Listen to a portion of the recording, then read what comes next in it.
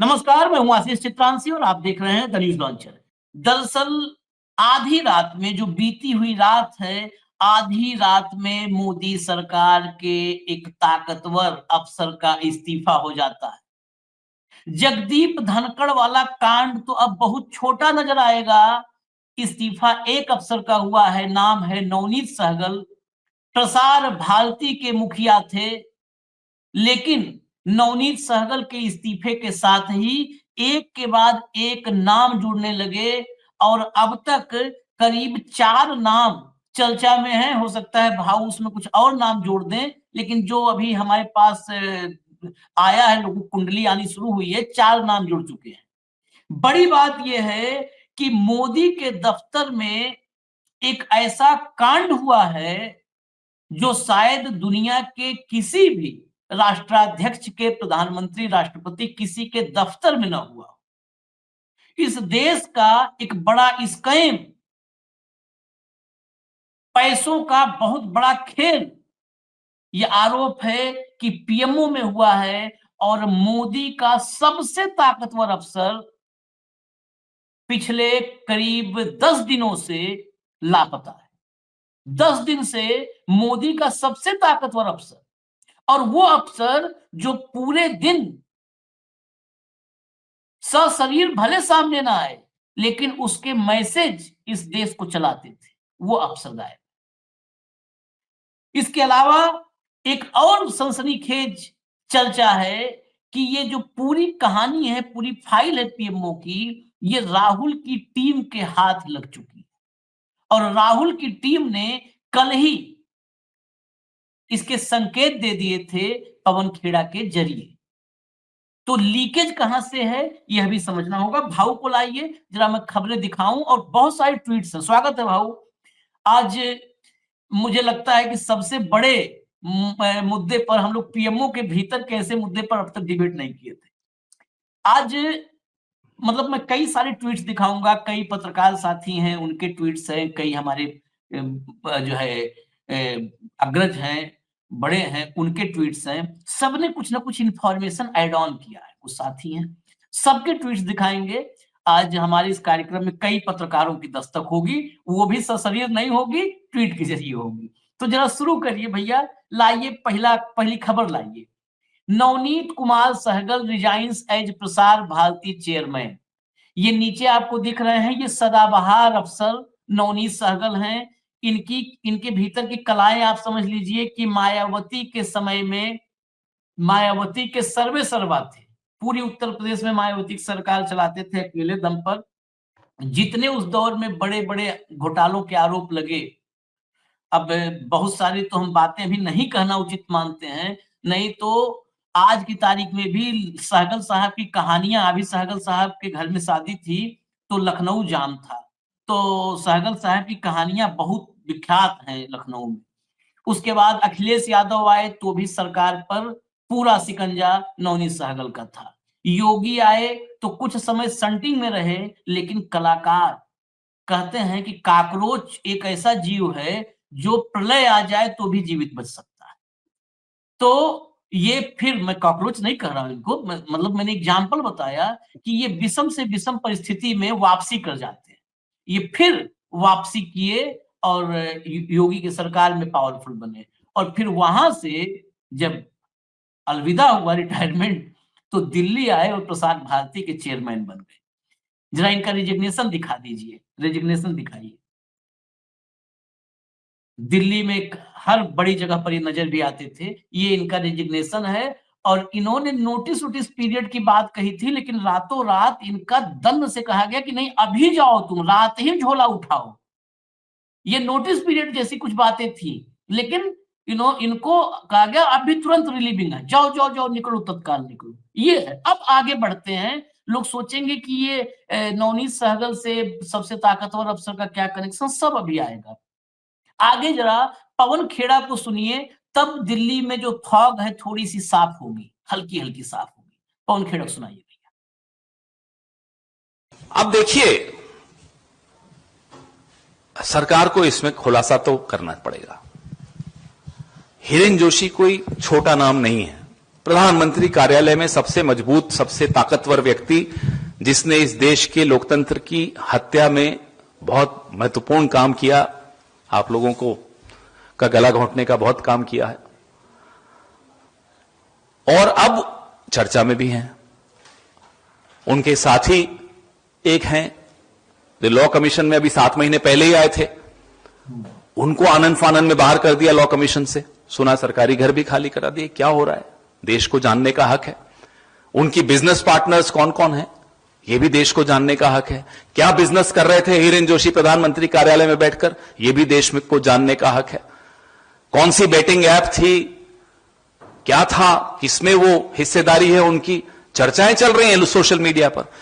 और अगर सरकार जल्दी बाहर आकर कुछ नहीं बोलेगी, खुलासा नहीं करेगी, स्पष्टीकरण नहीं देगी, तो जाहिर सी बात है ये चर्चाएं चलेंगी मोबाइल्स पर। भले आप कितनी ऐप्स ले आइए, जो लोगों को जानकारियां मिल रही हैं प्रधानमंत्री कार्यालय से ही मिल रही हैं, तो वो जानकारियां सबके पास जा ही रही हैं। बहुत सारी सुना है बिजनेस इंटरेस्ट हो गए इनके, विदेशों में इनके क्या लिंक्स हैं, जब विदेश यात्रा की, क्या राष्ट्र के हितों का कोई समझौता किया हिरेन जोशी ने अपने साथियों से मिलकर अमेरिका में या जहां भी गए हों, ये सारी खुलासे अब आएंगे।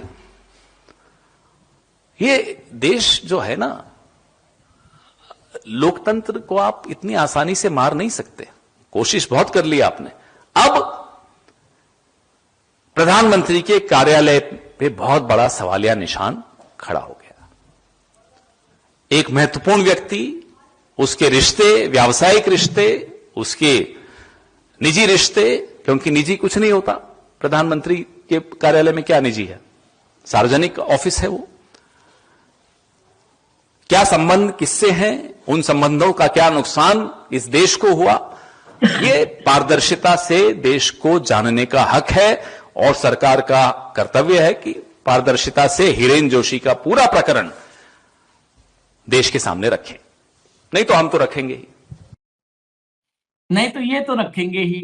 अभी 2 दिन पहले सेवा तीर्थ नाम रखा था, और सेवा तीर्थ जब नाम रखा था तो हम लोग समझ नहीं पाए कि जो है शायद इन लोगों को सा का उच्चारण नहीं, मतलब माँ का उच्चारण नहीं कर पाते, तो सा, उसको माँ को सा बोलते हैं। मेवा तीर्थ को सेवा तीर्थ इन्होंने रख दिया।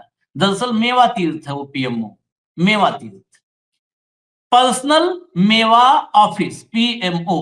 वहां पर पर्सनल निजी मेवा अपना खाओ, सेहत बनाओ। आगे अब आते हैं, जरा ट्वीट्स दिखाते हैं भाव, फिर हम चर्चा शुरू करेंगे, क्योंकि कितने जगह पे क्या चर्चा है सब एक बार देश के सामने जाना चाहिए। ये देखिए, भारत की राजनीति में आरोप लगना नई बात नहीं है, पर किसी अधिकारी पर आरोप लगना और प्रधानमंत्री कार्यालय का उस पर मौन रहना यह असामान्य है। कांग्रेस नेता पवन खेड़ा ने पीएमओ के ओएसडी हिरेन जोशी के बिजनेस पार्टनर, विदेशी संपर्क और संभावित हित संघर्ष पर जो सवाल उठाए हैं, उन्होंने एक व्यक्ति नहीं बल्कि भारत की सबसे शक्तिशाली प्रशासनिक संस्था को सवालों के घेरे में ला दिया है। नंबर 1, हिरेन जोशी कौन है, क्यों महत्वपूर्ण है? द प्रिंट की रिपोर्ट बताती है कि हिरेन जोशी पीएमओ में सिर्फ एक अधिकारी नहीं बल्कि सबसे शक्तिशाली व्यक्ति माने जाते हैं।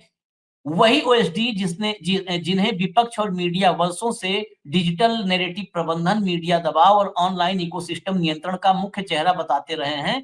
यानी वो उस तंत्र का हिस्सा है जो शासन और संचार के बीच की रेखा मिटाता है। कांग्रेस के आरोप महज राजनीति या गंभीर संकेत। कांग्रेस के 2 तरह के आरोप कांग्रेस ने लगाए हैं। जोशी के बिजनेस और विदेशी संपर्क, संभावित बेटिंग ऐप नेटवर्क, पीएमओ में बैठकर गैर आधिकारिक कारोबारी गतिविधियां, विदेशी यात्राओं के दौरान किससे मिले, यह प्रश्न सबसे महत्वपूर्ण बिंदु है। कांग्रेस कहती है पीएमओ पर अब बहुत बड़ा सवाल खड़ा हो गया है। यह वाक्य किसी राजनीतिक नारे जितना हल्का नहीं है, यह लोकतांत्रिक जवाबदेही का प्रश्न है। पीएमओ की चुप्पी क्या बताती है? रिपोर्ट के अनुसार पीएमओ ने फोन नहीं उठाया, कोई आधिकारिक बयान नहीं, न खंडन न स्वीकार। लोकतंत्र में मौन कई बार आरोप से भी अधिक गहरा होता है, क्योंकि यह पारदर्शिता पर सवाल उठाता है। एक शीर्ष अधिकारी जो मीडिया, डिजिटल सिस्टम, संवेदनशील संचार में केंद्रीय भूमिका निभाता रहा हो, उसके बारे में सवाल उठे और पीएमओ चुप रहे, यह असहज करने वाला संकेत है। मुद्दा हिरेन जोशी नहीं, पीएमओ की संस्थागत संस्कृति है। यह मुद्दा है। इसमें क्या प्रधानमंत्री कार्यालय किसी अधिकारी पर लगे गंभीर आरोपों पर पारदर्शी है? अगर नहीं तो सिर्फ एक व्यक्ति का ये मामला अब नहीं हो सकता है। पीएमओ की चुप्पी जितनी लंबी होगी, सवाल उतने गहरे होंगे। आगे बढ़िए, नेक्स्ट लाइए फटाफट, अगला चेंज करिए। अभी तो ये स्क्रिप्ट है, आगे इंफॉर्मेशन ये है, देखिए इनको पहचान लीजिए, इनको पहचान लीजिए। हम लोग क्या, मीडिया में बहुत सारे लोग इनका फ्रेम बनवा करके मंदिर के बगल में रखे हैं, अगरबत्ती दिखाते हैं, क्योंकि इन्हीं की कृपा से बहुत सारे संपादक हैं और बहुत सारे संपादक बनने के कतार में हैं। आगे बढ़िए, चलिए आगे बढ़िए। पूरे मीडिया पर इनका नियंत्रण है। चलिए फटाफट लाइए भाई।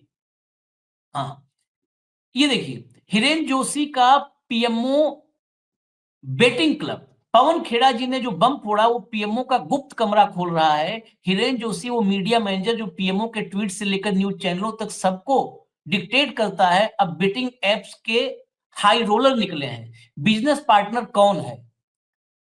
कौन है इनका? अनजान अनजान इन्वेस्टर जो अमेरिका की मीटिंग्स में डील सेट करते हैं। पीएमओ की कुर्सी से नेशनल इंटरेस्ट का बहाना, लेकिन असल में पर्सनल प्रॉफिट। पीएमओ में क्या बिजनेस? मीडिया को कंट्रोल करने के अलावा कथित बेटिंग सिंडिकेट रन करना, जहां आईपीएल मैच से लेके चुनावी बेट तक सब पर दांव। ला कमीशन का एक साथी तो बाहर हो गया, लेकिन जोशी अभी गेम में इन है। कौन सी बेटिंग ऐप? नाम अभी रिजर्व्ड, लेकिन ईडी की रडार पर वन एक्स बेट जैसी प्लेटफॉर्म जहां करोड़ों की मनी लॉन्ड्रिंग चल रही थी। हिरेन जी का स्टेक इतना कि पीएमओ का social media handle with care लगे। ये ईडी की रडार वगैरह का जो बात है, ये अगर भाव से समझेंगे कि आखिर मोदी के दफ्तर पर ईडी का रडार कैसे हो सकता है, बादलों में क्यों नहीं छुप पाया? कहीं ऐसा तो नहीं है कि बादलों को छांटने वाला कोई साथी है? खेड़ा जी सही कह रहे हैं कि सिर्फ ये जो है टिप ऑफ आइसबर्ग है। पीएमओ पारदर्शिता नहीं दिखाएगा तो कांग्रेस के पास डॉक्यूमेंट्स हैं, जो मैंने कहा था फाइलें पहुंच चुकी हैं, जो मोदी जी के अमृतकाल को बेटिंग कॉल बना देगी। आगे बढ़िए, नेक्स्ट लाइए फटाफट, नेक्स्ट आइए, नेक्स्ट, अगला अगला अगला अगला। हाँ, कांग्रेस नेता पवन खेड़ा ने जो गंभीर आरोप लगाए हैं, असल खबर यह है कि 2 दिनों पहले ही हिरेन जोशी को पीएमओ से बाहर का रास्ता दिखाया गया है। पीएमओ के आंतरिक ज्ञापन में 2 दिनों पहले हिरेन जोशी के सारे काम अश्विनी वैष्णव और नीरव नाम के पीएमओ अधिकारी को सौंप दिए गए थे। पवन खेड़ा जिस बेटिंग ऐप के बारे में जिक्र कर रहे हैं, उस ऐप का मालिक रवि बिहार वाला है जो दुबई में रहता है। रवि बिहार वाला है जो दुबई में रहता है। एक कथित आरोप ये भी है कि इन्होंने सतनाम सिंह संधू से राज्यसभा सीट के लिए 30 करोड़ रुपए लिए थे। अभी यहाँ पे देखिए इंफॉर्मेशन कुछ और है। इनके बेटे ने रिलायंस इंडस्ट्रीज से सालाना 3 करोड़ रुपए कमाए हैं। एक महिला है हिमानी सूद, जो चंडीगढ़ यूनिवर्सिटी की प्रो वाइस चांसलर भी हैं और केंद्रीय मंत्री हरदीप सिंह पुरी की भी करीबी हैं। अब ये बात जब हरदीप सिंह पुरी का नाम आता है तो मुझे फिर सुब्रमण्यम स्वामी का डिलीटेड ट्वीट याद आता है कि बहुत बड़ा तो नहीं है जाल। फिर ये हिरेन जोशी की खास बनी। हिरेन ने इनके लिए इंडिया माइनॉरिटीज फेडरेशन बनाया। इस फेडरेशन में सभी इस्लामिक देशों के राजदूतों को जोड़ा गया। कुछ powerful Christian, Sikh, Buddhist, Parsi, Muslim धर्म गुरुओं को इसका सदस्य बनाया गया। हिमानी सूद ने उनका प्रतिनिधित्व किया और 5 फरवरी 2024 को इन सभी को मोदी जी से मिलवाने ले गई। इसके बाद हिमानी सूद को वेटिकन सिटी के पोप लुई से मिलवाया गया, जहां हिमानी मोदी जी की तस्वीर जो है लुई 14वें से, जहां हिमानी मोदी जी की तस्वीर लेकर के गई थी, ताकि तस्वीर के जरिए पोप मोदी जी को 2024 के लोकसभा चुनाव में जीत का आशीर्वाद दे सकें। प्रधानमंत्री की कई विदेश यात्राओं में हिमानी सूद को ले जाया गया, बहुत बड़े बड़े लोगों से मिलवाया गया। 25 सितंबर 2025 को प्रधानमंत्री की 75वीं सालगिरह पर हिमानी सूद ने मोदी जी की लीडरशिप के नाम मैं हूं भारत नाम से एक अभियान की घोषणा की। एक इफ्तार पार्टी का आयोजन हुआ जिसमें भारत में स्थित सभी इस्लामिक देशों के राजदूतों ने शिरकत की और उसे होस्ट भारत के विदेश मंत्रालय और हिमानी सूद ने किया।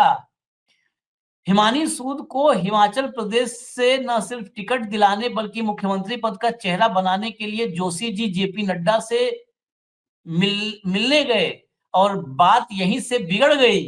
जेपी नड्डा ने जोशी की कारस्तानी अमित शाह को बता दी।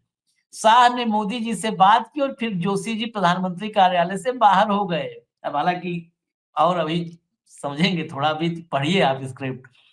हिरेन जोशी वही है जो 11 साल से देश की मीडिया के तानाशाह रहे हैं। न्यूज चैनलों का बड़े से बड़ा संपादक, मालिक और एंकर इनके सामने नतमस्तक रहे हैं। हर चैनल पर इनके ही निर्देश के मुताबिक शब्दशः गोदी खबरें चलती रही हैं। प्रधानमंत्री मोदी की आंख और कान माने जाने वाले जोशी 2008 से मोदी के साथ काम करते रहे। अब भाई अगर जरा दिखा दीजिए हिमानी सूद, यहाँ पर देखिए नए किरदार की एंट्री हुई है और बहुत ताकतवर, जो पोप तक चली गई। ये है हिमानी सूद। नीचे चला दीजिए जरा प्रोफाइल, रोक दिया आपने। हाँ देखिए, Himani Sood founder of Indian minorities federation and pro chancellor of Chandigarh university, India's number 1 private university. हर dynamic leadership and resolve for positive change have been one of the primary driving forces behind the formidable legacy of Chandigarh University and rapidly evolving IMF Federation। अभी आपने सुना था minority federation किसने बनवाया, क्या हुआ था, ये इनका परिचय था। आगे बढ़िए भैया, आगे बढ़िए। बस भाऊ आ रहे हैं थोड़ा इन सबको उसके बाद, क्योंकि ये इससे बड़ी खबर कुछ नहीं है। शीतल पी सिंह इस देश के बड़े पत्रकार हैं, वरिष्ठ पत्रकार हैं, हम लोग के अग्रज हैं, भाव के परम मित्र हैं। तो उन्होंने लिखा, उनकी भी दृष्टि इस पर बहुत मतलब पैनी है। हिरेन जोशी वो नाम जो 17 साल से अब अतीत में चलिए मोदी के साथ चिपका है, अब अचानक सवालों के घेरे में है। एक साधारण इलेक्ट्रॉनिक्स प्रोफेसर से गुजरात सीएमओ का तकनीकी जादूगर, फिर पीएमओ का सबसे ताकतवर ओएसडी, रात 11:30 बजे मोदी जी को ऑनलाइन दुनिया की रिपोर्ट देने वाला शख्स, जिसके इशारे पर चैनल वाले लाइन लगाकर खबरें बदलते थे, वही व्हाट्सएप टेरराइजर। व्हाट्सएप टेरराइजर का मतलब बता दूं कि व्हाट्सएप ग्रुप में सारे एंकर और जितने संपादक, कथित रूप से संपादक उनको क्या कहा जाए, होते थे, उस व्हाट्सएप में यही तय करते थे कि कौन सी हेडलाइन लगेगी, रनडाउन क्या होगा और लाइन क्या होगी। जिसके ग्रुप में एंकरों को बताया जाता था कि आज किसे गाली देनी है और किसे चुप रहना है। अब कांग्रेस कह रही है कि यही शख्स पीएमओ में बैठकर बेटिंग ऐप चलाता था, विदेशी पार्टनरों से मिलता था और अरबों का कारोबार करता था। सबूत अभी नहीं दिखाए, पर सवाल इतने गंभीर है कि भाजपा भी चुप है, जो अपने आप में सबसे बड़ा सबूत है। जो व्यक्ति 2008 में एक ब्लॉग ठीक करने आया था, आज उसी पीएमओ से गायब बताया जा रहा है। मोदी जी का बायां हाथ अचानक कट गया लगता है। जब तक पीएमओ खुद नहीं बोलेगा, हर रोज एक नया खुलासा होगा, क्योंकि अब सवाल सिर्फ हिरेन जोशी का नहीं, प्रधानमंत्री कार्यालय की साख का है, और चुप्पी उस साख को रोज थोड़ा थोड़ा खा रही है। अब एक और है, एक और इन्हीं का है, शीतल पी सिंह का। शीतल प्रताप सिंह ने एक और जो है ट्वीट किया है, महादेव बेटिंग ऐप कांड, पीएमओ से प्रसार भारती तक हड़कंप। अब यहां जुड़ा ना वो हिरेन जोशी से नवनीत सहगल। पिछले 48 घंटों से सोशल मीडिया पर 3 नाम ट्रेंड कर रहे हैं, लेकिन टीवी चैनल्स पर पूरी तरह खामोशी छाई हुई है, जैसे कुछ हुआ ही ना हो। Hiren Joshi PMO, Hitesh Jain law commission, Navneet Sehgal Prasar Bharati, और एक नाम अभी हमने पहले बता दिया। आखिर क्यों? महादेव बेटिंग ऐप क्या है? दुबई से संचालित ऑनलाइन सट्टेबाजी ऐप पिछले 4 साल में 50,000 करोड़ रुपए से ज्यादा का कारोबार कर चुकी है। ईडी सीबीआई की जांच में खुलासा हुआ कि इसके मालिक सौरभ चंद्राकर और रवि उप्पल ने छत्तीसगढ़ से लेकर गोवा, दुबई तक नेताओं, पुलिस वालों और बड़े अफसरों को हवाला के जरिए पैसे बांटे, प्रमोशन के लिए बॉलीवुड की सेलेब्स की शादियां तक स्पॉन्सर की। अब जांच की आंच दिल्ली तक पहुंची है और सबसे बड़ा नाम आया है पीएमओ के ओएसडी हिरेन जोशी का। हिरेन जोशी मोदी के सबसे करीबी, गुजरात के दिनों से मीडिया मैनेजमेंट करने वाला बायां हाथ। सोशल मीडिया पर वायरल दस्तावेज और चैट्स में दावा, जोशी को दुबई से महादेव ऐप के मालिकों की तरफ से मोटी रकम मिलती थी। विदेशी डील्स, चैनल मैनेजमेंट और नैरेटिव सेटिंग के बदले कमीशन। गिरफ्तारी से बचाने के लिए अचानक इस्तीफा, अश्विनी वैष्णव को सौंपकर भागे। बायां हाथ है तो समझ लीजिए, बायां हाथ कट जाएगा तो गंदगी साफ नहीं हो पाएगी फिर।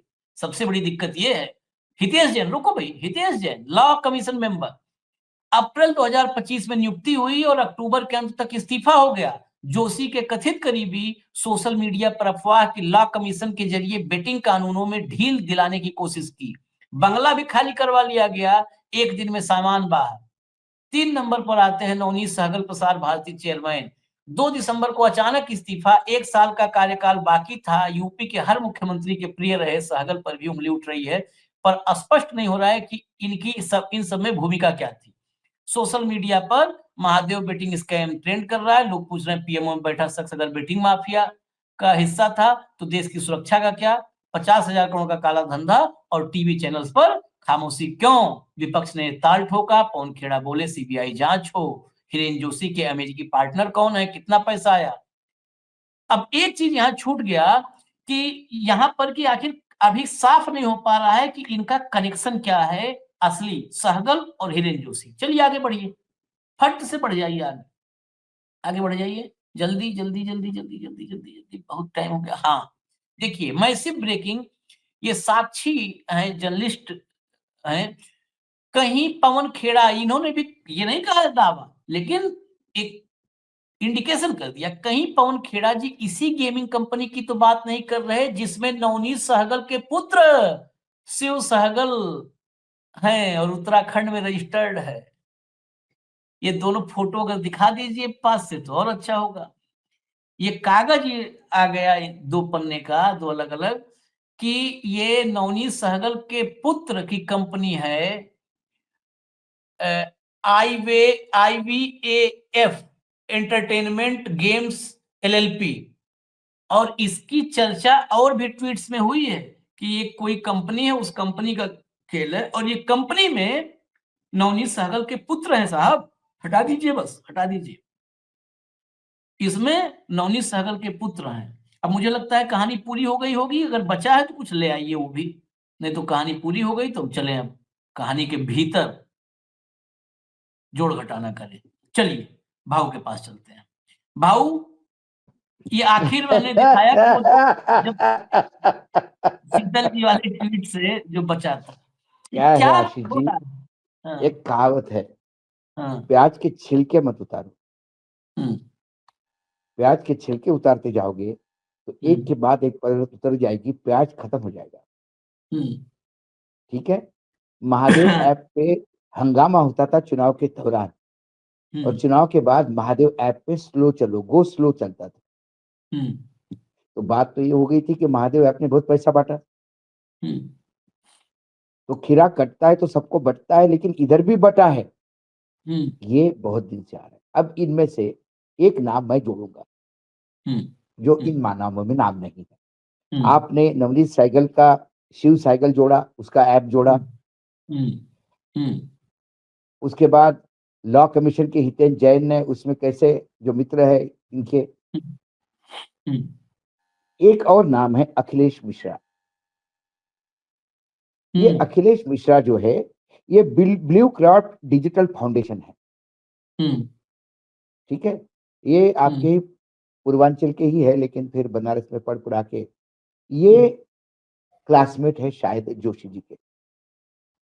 ओ, ठीक है, हम्म, है ना। हम्म, इन्होंने बहुत एक डिजिटल फाउंडेशन बनाया वगैरह वगैरह किया, उनका भी नाम रडार पे है ईडी के। हम्म, ठीक है। उनसे जोशी जी टच में आ गए। हम्म, अब जो सारा जनता के सामने सब आपने कच्चा चिट्ठा खोल दिया, अब कुछ बचा नहीं है। ठीक है। आपने पीएमओ को नया नाम दिया, पर्सनल मेवा ऑफिस। सेवा तीर्थ नहीं, ये मेवा तीर्थ है, ये भी बता दिया।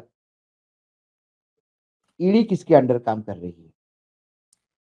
वही चलना था। हम्म, ये मुख्यमंत्री बनाने वाला मसला नहीं था। हम्म,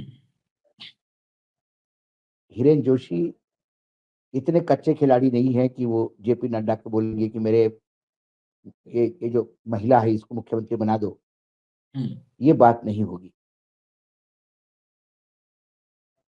ये क्या प्रधानमंत्री और गृह मंत्री के बीच में गृह युद्ध है। हम्म, क्या इसकी शुरुआत, मैं थोड़ा सा, मुझे अब आज थोड़ा टाइम देना पड़ेगा आशीष जी। नहीं, पूरा टाइम भाव, क्या पूरा, इससे बड़ी इसकी कोई खबर नहीं इसकी है। क्या इसकी शुरुआत हम्म, कुछ साल पहले भारतीय जनता पार्टी ने अपनी सरकार का पूरा मंत्रिमंडल गुजरात में बदल दिया, हम्म, और नया मंत्रिमंडल जो रूपानी जी के, स्वर्गवासी रूपानी जी के नेतृत्व में जो नया मंत्रिमंडल बना, हम्म, उसपे सिर्फ दो ही लोगों की छाप थी, सी हम्म, आर पाटिल और आनंदीबेन पटेल। हम्म, और गुजरात के राजनीति में एक बड़े खिलाड़ी अमित शाह हम्म, गायब से हो गए थे। तब से ये खटास बढ़ी, और ये खटास इतनी बढ़ गई कि फिर अमित शाह जी ने, जो पॉलिटिकल, जो लोगों से अलग अलग, क्योंकि हमारा काम ही है लोगों से बात करना, लगातार बातचीत हम्म, करना, फिर अमित शाह जी ने मोर्चा संभाला। हम्म, कुछ छींटे उनके बेटे तक पहुंचने की प्रयास किए गए। हम्म, ऐसी चर्चा है कि उनको सेवा तीर्थ ने मैसेज दिया कि आप ये देख लीजिए, हम्म, आपका बेटा जरा ज्यादा बिजनेस कर रहा, टाइप्स मैसेज देने का प्रयास किया। ऐसी चर्चा है, पीएम के अधिकारी ने मुझे बताया। हम्म, लेकिन जब राजनाथ सिंह को कहते हैं कि उनके बेटे के बारे में बोला, तो राजनाथ सिंह एकदम पस्त हो गए। हम्म, लेकिन ये अमित शाह थे, अमित शाह ने जो तेवर अपनाए, जिससे सेवा तीर्थ पस्त हो गए। हम्म, कहते हैं कि एक एडजस्टमेंट थी, एक अंडरस्टैंडिंग थी कि मैं 75 का हो जाऊंगा तो रिटायर्ड हो जाऊंगा, फिर आपको हम्म, बागडोर सौंपूंगा। 75 चले गए, बागडोर सौंपी नहीं। हम्म, उसका एक हम्म, खटास है। ये जितने भी आपने देखे लोग, ये सब हम्म, ब्लू आइड बॉय थे नरेंद्र मोदी जी। हम्म, नरेंद्र मोदी जी का एक ब्लू आइड बॉय और था, हम्म, जिसका नाम अनिल अंबानी था। हम्म, हाँ, इसी तारतम्य में 1.5 साल पहले हम्म, जब पीएमओ ने इधर छिटे उड़ाए, तो आनंदीबेन पटेल की बेटी अनार, हम्म, इनके यहाँ इनकम टैक्स की रेड हुई। भूतो न भविष्यति वो काम हुआ जो कभी सोचा नहीं गया था। हम्म, हम्म, रेड हुई, मुंबई से लोग गए थे रेड करने, लेकिन बाद में ये बताया गया कि उनकी रेड, उनका फार्मा यूनिट है उस पे हुई थी, क्योंकि उनका टर्नओवर दुगना हुआ था, इसलिए इनकम टैक्स को थोड़ी तो ये हो गई थी। हम्म, लेकिन वो हम्म, प्रेशर टैक्टिस थी। उसके बाद तलवारें और खींच गई। कहने में ये भी आया कि आनंदीबेन बहुत नाराज हो गई, हम्म, लेकिन दिल्ली आनंदीबेन की मदद करने में असफल रहा। सेवा तीर्थ सेवा के तीर्थ, हाँ, पाठ सेवा तीर्थ के पाठ बंद हो गए। हम्म, लेकिन फिर वो आनंदीबेन है, वो कच्ची गोलियां उन्होंने भी नहीं खेली। उन्होंने भी एक फ्रंट खोला। तो गुजरात के अंदर बीजेपी में लड़ाइयां हो रही है, दिल्ली के अंदर लड़ाइयां हो रही है, हम्म, और सत्ता में शीर्ष कब्जा करने का ये प्रयास है। हम्म, और उसके बाद जो वर्तमान में हम देखते हैं कि सत्ता संगठन हम्म, पूर्ण रूप से अमित शाह हम्म, का कंट्रोल है, और होना भी चाहिए, क्योंकि अमित शाह ने जितनी मेहनत की, हम्म, प्रधानमंत्री तो चेहरा थे, हम्म, पिछले वॉर रूम अमित शाह संभाल रहे थे, दिन रात अमित शाह मेहनत कर रहे थे। तो सत्ता संगठन दोनों अमित शाह के पास थे। संघ एक अड़चन था। बिहार के चुनाव के नतीजों के बाद सत्ता, संगठन और संघ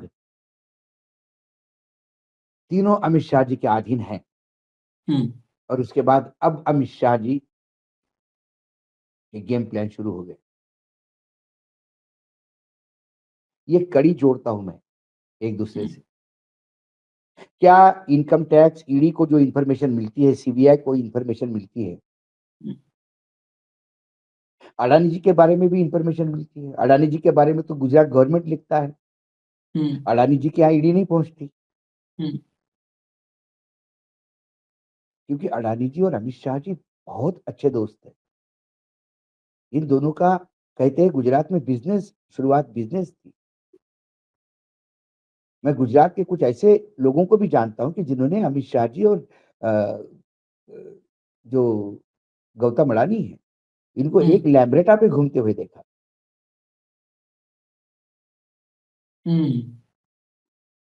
तो वो दोस्ती है, तो दोस्त के ऊपर तो कभी कुछ नहीं आएगा। ये सिलेक्टिव इंफॉर्मेशन लीक कैसी होती है, और एजेंसियां तो लीक करने से रही। उन्हें पता है ये यदि इंफॉर्मेशन लीक हो गई और इससे यदि अमित शाह नाराज हो गए तो अमित शाह के नाराजगी के मायने क्या है, ये सिस्टम में काम करने वाला हर आदमी जानता है।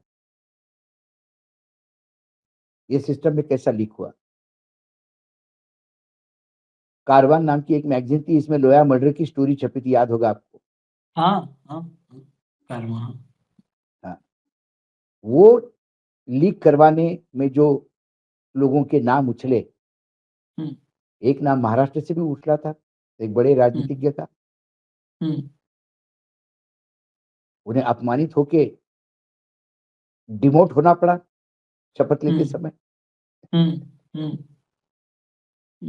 तो एक कहावत है गुजरात के पॉलिटिकल सर्कल में, अमित शाह की मेमोरी हाथी की है, वो भूलते नहीं चीजों को। और माफ करना ये अमित शाह जी के डिक्शनरी में शब्द नहीं।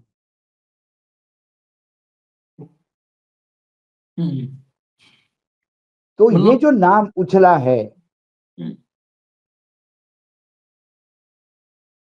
ये नाम कैसे उछले, क्या उछले, आप समझ जाइए।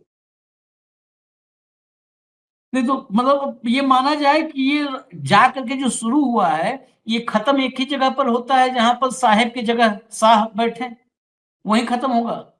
वही खत्म होगा ऐसा लगता है मुझे। ये it is the beginning, it is the beginning of the end. हाँ। और हो सकता है अभी आगे, हो सकता है अभी डैमेज कंट्रोल, क्योंकि भाजपाई तत्काल डैमेज कंट्रोल में लगते हैं, क्योंकि हाँ। मीडिया उनके मुट्ठी में है, तो मीडिया में चर्चा नहीं होती है, तो डैमेज कंट्रोल कर लो। आगे हम फॉलोअप लेकर के आएंगे, क्योंकि इस खबर पर हमारी एकदम परमानेंट निगाह बनी है। अगर देश का प्रधानमंत्री का दफ्तर, मोदी का दफ्तर, अगर स्कैम करने वालों का, सट्टेबाजों का, इन सब का अड्डा बन रहा है, तो फिर इस देश के लिए बहुत खतरनाक है। इजाजत दीजिए हमें। धन्यवाद भाऊ, बहुत बहुत धन्यवाद। नमस्कार।